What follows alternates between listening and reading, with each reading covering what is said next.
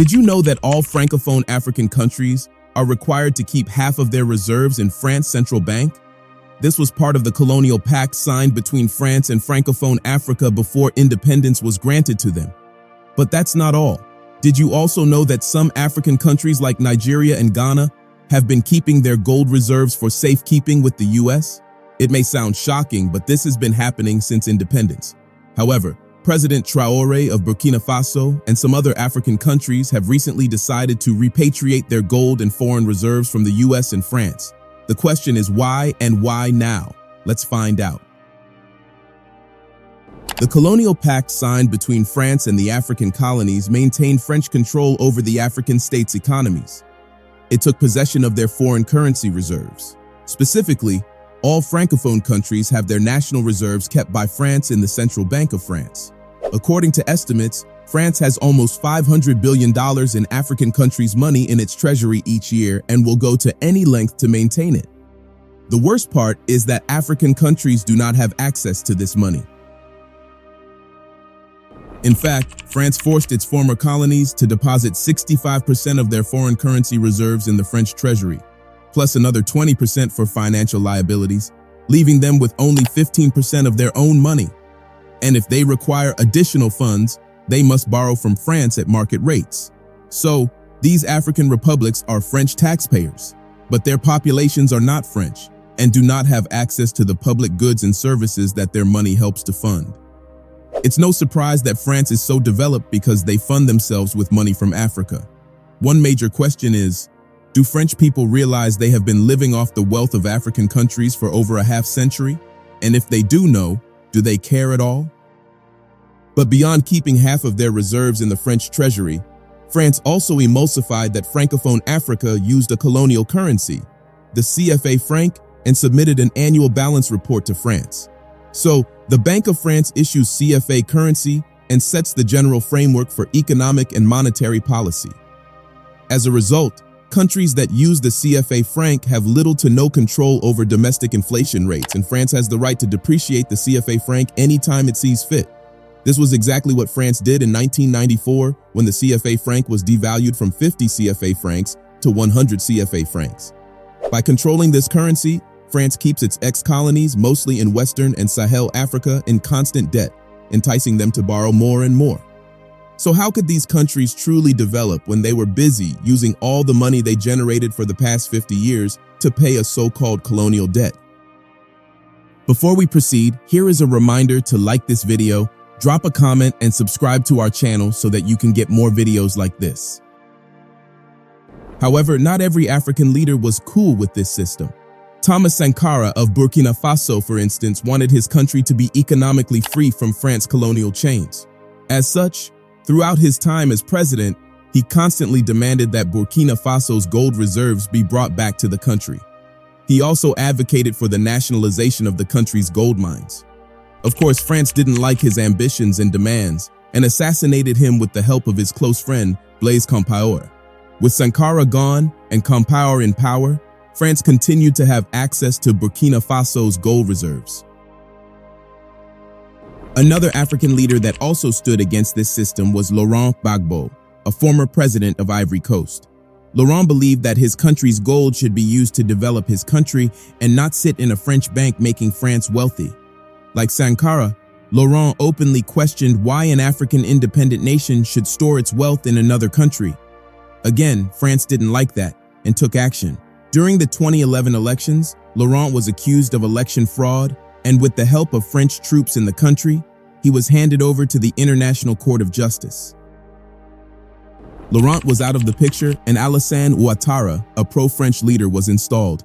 Alassane Ouattara has been ruling Ivory Coast for the past 14 years and has sold the country over to France. However, the fight for a change in the current financial system has not stopped, with President Traore of Burkina Faso taking the lead. Traore and the other leaders of the Sahel are demanding the return of their gold reserves, which have been locked away in France's vaults for decades. But that's not all. President Traore in particular has ended the era of putting half of the country's gold reserves in the France Bank. He did this by establishing Burkina Faso's first treasury deposit bank. The establishment of the Treasury Deposit Bank empowers Burkina Faso to conduct financial transactions independently, bypassing the need to go through the Central Bank of West African state, thereby eliminating any potential interference from France. As you can see, this initiative sets the stage for the eventual elimination of the CFA franc. With the Treasury Deposit Bank, Burkina Faso will be able to manage the gradual transition from the CFA franc to a new currency. The country has also started storing up new gold reserves in the Treasury Bank. This was made possible with the establishment of the waste processing mining facility. This facility is already in operation and reported the production of about 44 gold bars with Burkina Faso's logo on it. So, not only is Traore demanding a return of his country's gold reserves, he has also started building other gold reserves. How remarkable. Now, here is where it gets interesting. Other African leaders have also started following Traore's footsteps. You see, it is not unusual for countries to store their gold reserves in another country. This practice started during World War II after a lot of gold was moved to avoid theft. And after the war, some countries whose governments felt that they didn't have a secure storage facility for their gold decided to store the gold in a network of different banks in countries that had secure storage facilities. One of the most prominent countries with a secure gold storage facility is the United States, which currently has the largest gold reserve in the world, with 90% of its gold belonging to other countries. This means that countries trust that their gold reserve is in safe hands with the United States. However, it seems that this trust has begun to erode as countries from Africa and the Middle East have decided to repatriate their gold reserves from the United States. What this simply means is that African and Middle Eastern countries have decided to withdraw their gold reserves, which were stored in the United States, back to their countries. Interestingly, the African countries that have decided to repatriate their gold from the US are those that are pro-US, meaning they have a very good relationship with the United States. They include Nigeria, Ghana, Cameroon, and Senegal. South Africa and Egypt, as well as Saudi Arabia in the Middle East, have also expressed their decision to repatriate their gold from the United States. The question now is why? Why did these countries decide to repatriate their gold at the time? Well, for Nigeria, the decision to repatriate its gold reserves from the United States is simply a proactive stance in safeguarding its wealth. And according to the Nigerian media State Journal, this decision is in response to mounting concerns about the downturn of the U.S. economy. The publication also highlights the fact that the decision reflects Nigeria's determination to assert its sovereignty and pursue independence in the global arena. Thus, by taking control of its gold reserves, Nigeria can demonstrate its capability to manage its affairs without external interference. Ghana also gave a similar reason, with economic experts saying that Ghana's actions come at a crucial juncture amidst escalating global economic uncertainties and mounting concerns about the stability of the U.S. financial system. According to Dr. Joseph Mensah, an economist specializing in international finance, Ghana's move to withdraw its gold reserves from American vaults is a prudent measure to mitigate risks and safeguard against potential economic volatility. In other words, the decision taken by these countries shows that they are no longer sure about the stability of the American economy, and as such, the United States can no longer be regarded as a safe haven. This is not surprising given the fact that the American economy is currently deteriorating. The persistent inflation, mounting debt levels, and concerns about the Federal Reserve's ability to maintain stable monetary policy have eroded confidence in the US dollar. And when you add all these to the current geopolitical tensions and uncertainties surrounding trade relations, you can understand why these countries had to take this crucial decision. For African and Middle Eastern nations, the move to safeguard their gold reserves is not just a matter of economic prudence, but also a strategic imperative. You see, although the gold standard was abolished decades ago, countries still decide to keep gold reserves because as a form of insurance against economic turmoil, currency depreciation, and geopolitical instability. So, by repatriating their gold reserves, these countries aim to insulate themselves from potential financial contagion and secure their wealth within their borders. However, aside from these reasons, if you look at what is happening around the world, you will further understand the underlying reason for these countries' decisions. Let's take a look at them one after the other. In 2022, the United States took a bold decision, which one can say might just be the catalyst for this current decision. With its ability to sanction any country in the world, the United States went ahead to sanction Russia, freezing all its reserves as a retaliation against Russia's invasion of Ukraine. This singular action brought to the consciousness of countries around the world that their foreign reserves with the US are probably not safe. The notion was, if it could happen to Russia, it could happen to them. And since 2022, countries that usually kept their gold with Western countries, including the United States, the UK, and France, have been repatriating their gold reserves. So, it's not a move that started in 2024. According to a study conducted in 2023, since the sanctions imposed on Russia, more countries have been repatriating their gold. According to Jonathan Auda, president and CEO of Dakota Gold Corp, you're seeing this move from west to east, where historically speaking, a lot of Western countries have been countries where gold was stored. And this is now changing because of what happened with Russia and Ukraine, and the US imposing sanctions on Russia.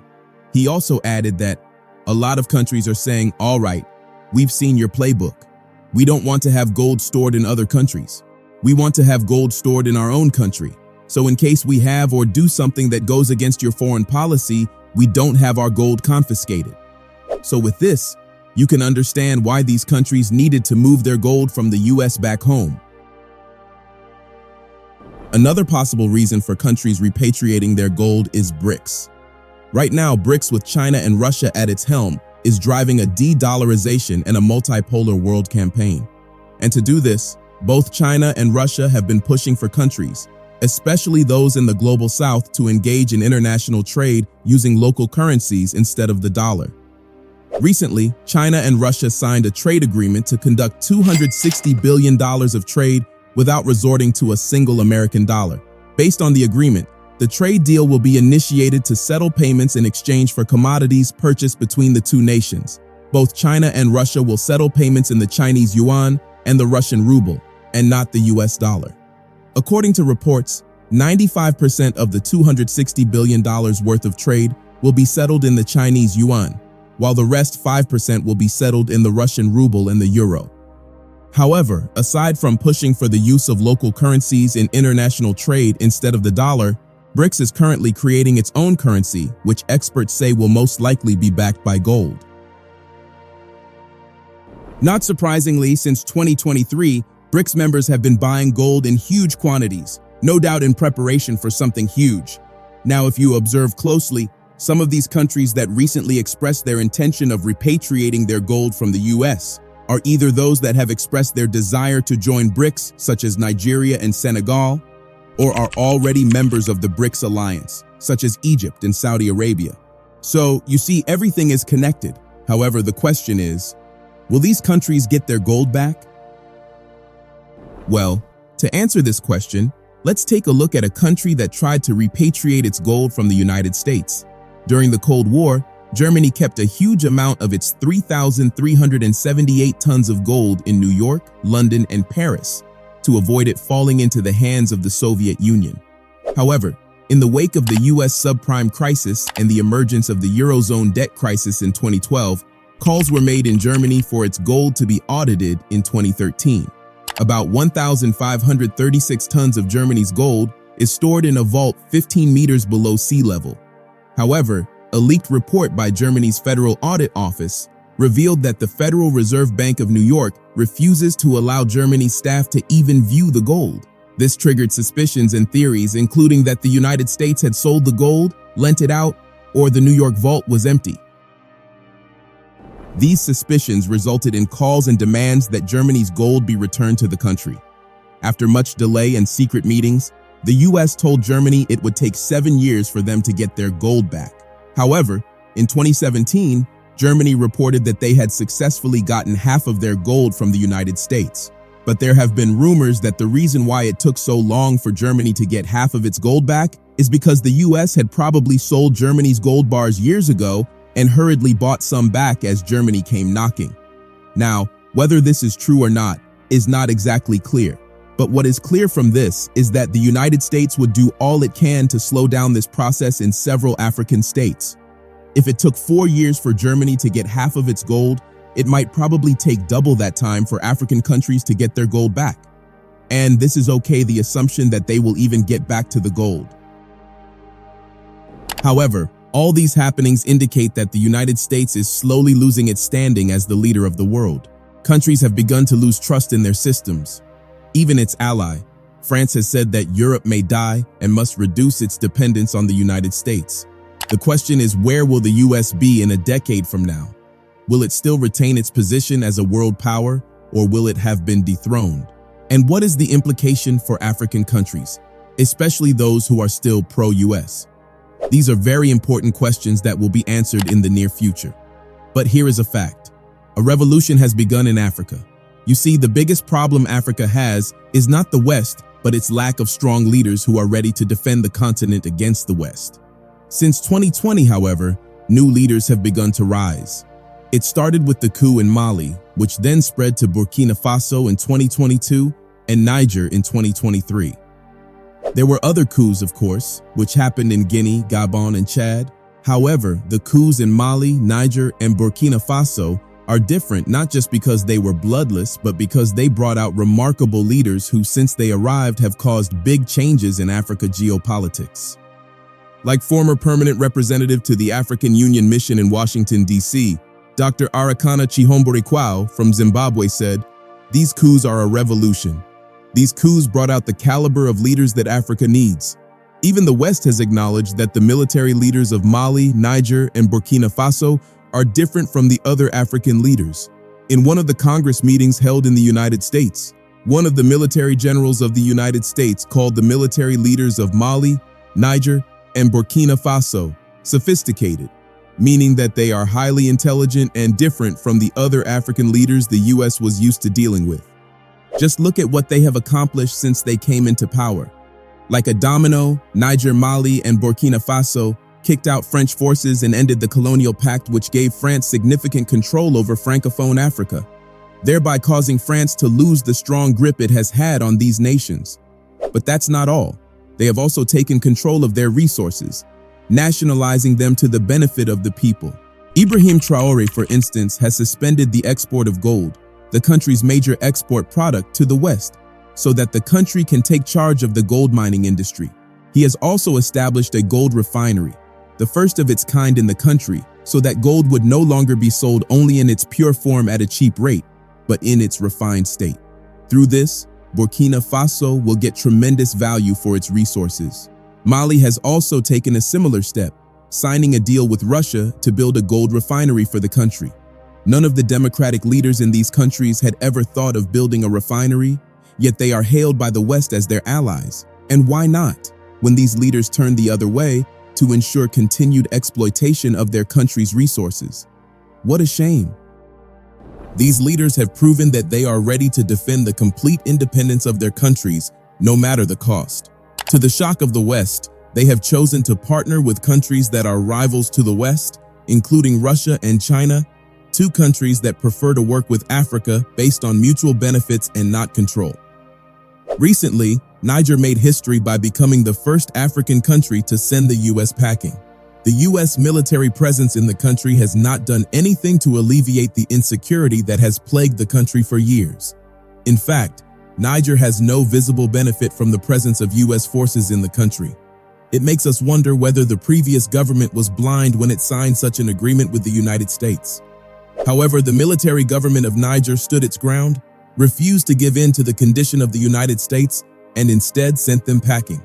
Chad has also taken a similar step, threatening to end the status of force agreement, which allowed the United States military forces to remain in the country. No doubt Chad, a country that has been regarded as a strong ally of France and the US, had the guts to do this because Niger took that step.